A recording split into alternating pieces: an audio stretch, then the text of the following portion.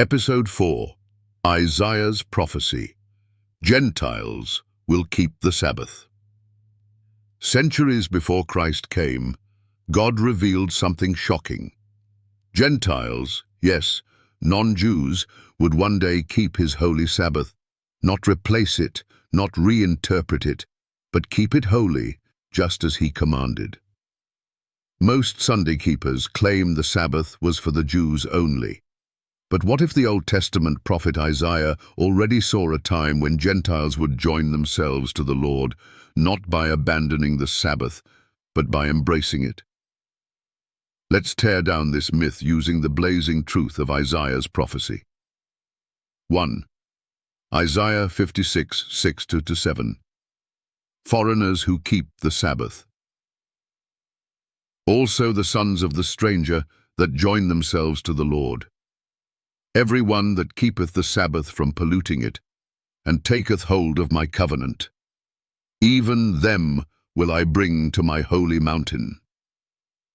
This prophecy couldn't be clearer. Gentiles who worship God are expected to keep his Sabbath, not a vague rest in Christ, but literal obedience to the seventh-day Sabbath, the fourth commandment. These Gentiles aren't just visiting believers, they're full covenant members, given access to God's holy presence. 2. The Sabbath is not a Jewish invention. It's God's creation gift. Genesis 2:2-3. And God blessed the seventh day and sanctified it. The Sabbath existed before Jews, before sin, before Abraham. God created it in Eden. That makes it a divine institution, not a Jewish tradition. God didn't bless a people group, he blessed a day. And he gave it to mankind. Mark 2:27. 3. Isaiah 56:2. Blessed is the man, not just the Jew.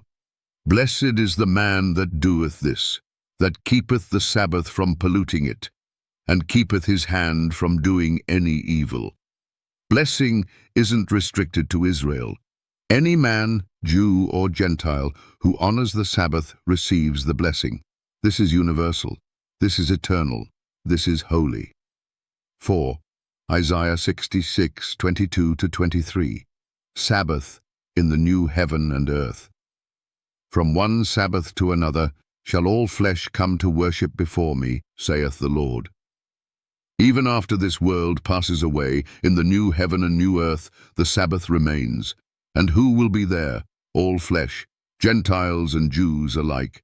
If the Sabbath is eternal, why would any believer cast it aside in this temporary world? 5. John 10:16. One fold, one shepherd. And other sheep I have, which are not of this fold. And there shall be one fold and one shepherd.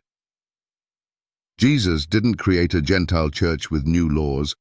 He united believers, Jew and Gentile, under one shepherd, one law, one Sabbath. There is no Gentile rest day and Jewish rest day. There is only God's day, the seventh day. 6. Exodus 31:16-17. The Sabbath is a perpetual covenant. It is a sign between me and the children of Israel forever. But if you've been grafted into Israel, Romans 11, you're now part of the covenant. The sign still applies to you.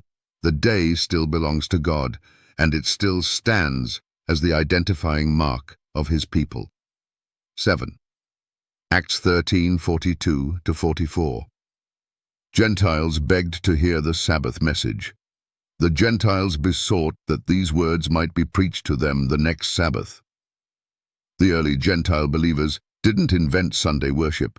They requested to hear the gospel on Sabbath. They knew it was God's day, and Paul honored that. Conclusion. Isaiah didn't predict the end of the Sabbath. He predicted its expansion to the whole world. God's holy day was never temporary. It was never replaced, and it will never be abolished. Gentile believers who claim to love Jesus but reject the Sabbath are denying the very prophecy that welcomed them in.